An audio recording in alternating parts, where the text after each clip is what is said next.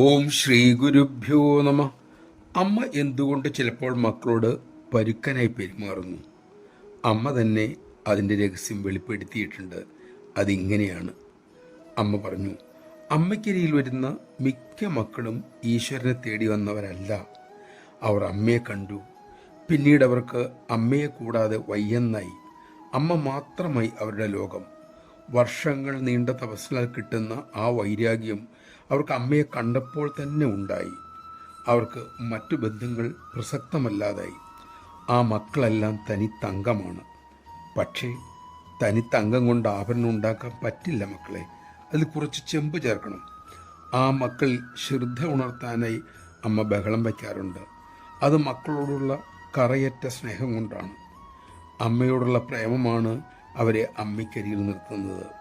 പക്ഷേ അവരെ ലക്ഷ്യത്തിലെത്തിക്കുക അമ്മയുടെ കടമയാണ്. അവരുടെ തടസ്സം ഞാൻ, എൻ്റെ എന്ന ചിന്തകളും. അതിനെയാണ് അമ്മ തട്ടിത്തകർക്കാൻ നോക്കുന്നത്. ഈശ്വരൻ്റേതായ, എൻ്റേതല്ലാത്ത ഒരു ലോകം ആ മക്കൾക്കുണ്ടാക്കണം. അതിനാണ് അമ്മ പരുക്കനാകുന്നത്. അമ്മ ഇടയ്ക്ക് മക്കൾക്ക് ടെസ്റ്റ് പേപ്പർ ഇടാറുണ്ട്. എത്ര പഠിച്ചു എന്നറിയാൻ അതേ വഴിയുള്ളൂ.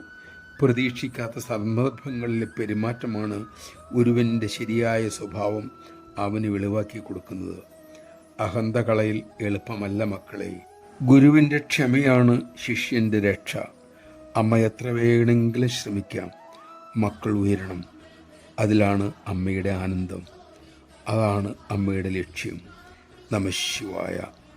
അമ്മയുടെ ആഗ്രഹത്തിനൊപ്പം ഉയരാൻ നമുക്ക് ശ്രമിക്കാം. അതിനുള്ള ശക്തിക്കായി അമ്മയോട് തന്നെ പ്രാർത്ഥിക്കാം.